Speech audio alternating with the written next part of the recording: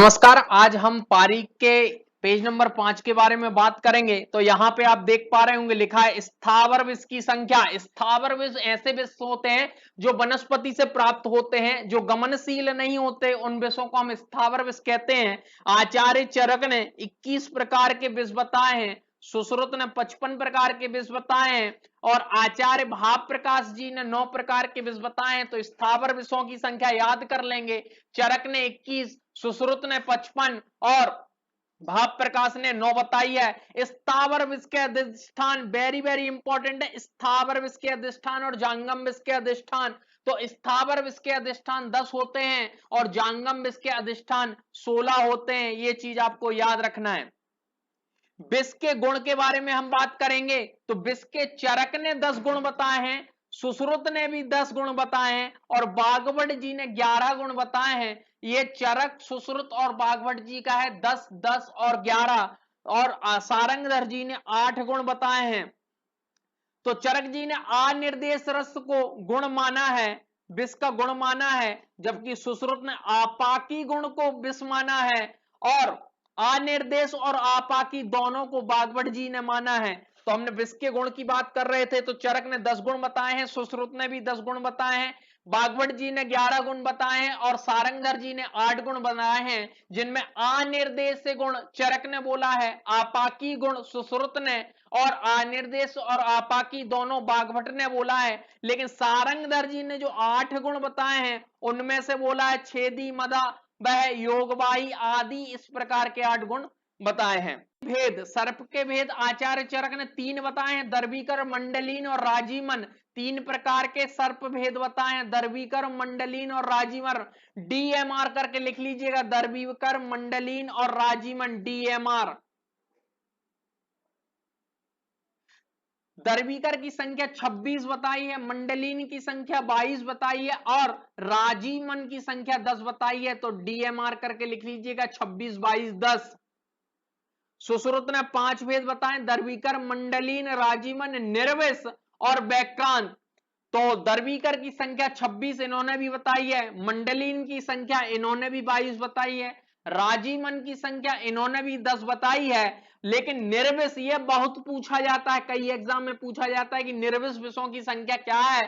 तो आपको याद रखना है निर्विष विष की संख्या 12 होती है और साथ में ये व्याक्रांत को याद रखना, इनकी संख्या 10 होती है। तो सुश्रुत के अनुसार दर्वीकर, मंडलीन, राजीमन, निर्विष और व्याक्रांत होते हैं। दर्वीकर की संख्या 26, मंडलीन 22, राजीमन 10 और निर्विष 12 और व्याक्रांत भी 10 होते हैं।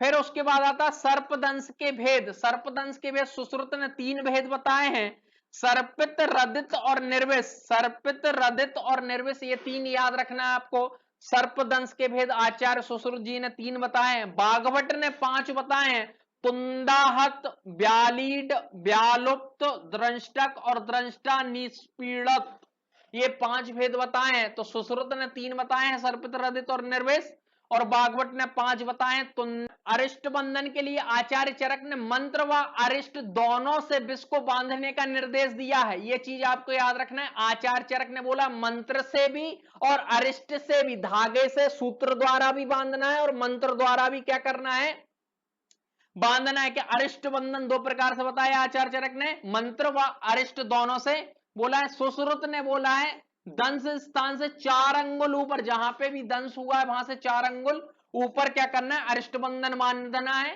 ये चीज आपको याद रखना है। चरक ने मंत्र और अरिष्ट दोनों बताए, सुश्रुत ने दंश स्थान से 4 अंगुल ऊपर बताया है। फिर उसके बाद आता है शस्त्र कर्म।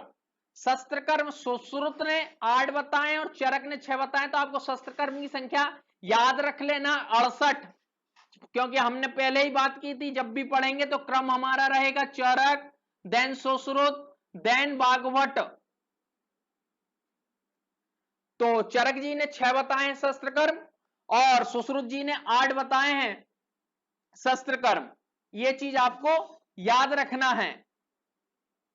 तो छेदन, भेदन, लेखन, छेदन, भेदन, लेखन, वेदन, सीवन और विस्त्रावण, ये चीज और एसन और आहारण ये चीज बताई है सुश्रुत जी ने, और चरक जी ने बताए हैं 6, जिसमें एसन और आहारण को नहीं माना है।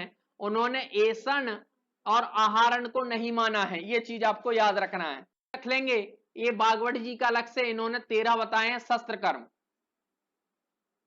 तो शस्त्र कर्म की संख्या हो गई, चरक ने 6, सुश्रुत ने 8 और बागवट ने 13। छेदन भेदन लेखन भेदन एसन आहारण और सीवन और विस्त्रावण और बागवट जी के 5 ये अलग हैं, इनको देख लीजिए आप। उत्पाटन, कुट्टन, मंथन, ग्रहण और दहन। उत्पाटन, कुट्टन, उत्पाटन, कुट्टन, मंथन, ग्रहण और दहन। तो ऐसा याद रख लीजिएगा कि यूके से मिली डिग्री ग्रहण करो, यूके से मिली डिग्री गहन करो। तो ऐसा याद रख लीजिएगा, यूके से मिली डिग्री ग्रहण करो, तो आपको याद रहेगा उत्पाटन, कुट्टन, मंथन, ग्रहण और दहन। फिर आता है व्रण बंधन। व्रण बंधन बहुत इंपॉर्टेंट है, चरक ने सिर्फ 2 ही बताए हैं, दक्षिणावर्त और वामावर्त। चरक ने 2 ही बताए, दक्षिणावर्त और वामावर्त। सुश्रुत ने 14 प्रकार के बंधन बताए हैं और बागवट ने 15 प्रकार के बंध बताए, व्रण बंधन बताए। चरक ने 2, सुश्रुत ने 14 और बागवट ने 15। चरक ने 2 बताए, क्लॉकवाइज एंड एंटी क्लॉकवाइज, दक्षिणावर्त और वामावर्त। सुश्रुत ने 14 बताए। ये चीज आपको याद रखना, कई एग्जाम में पूछा जाता है। बागवट ने कौन सा बताया? उत्तसंग, उत्तसंग बंध बताया आचार्य बागवट ने।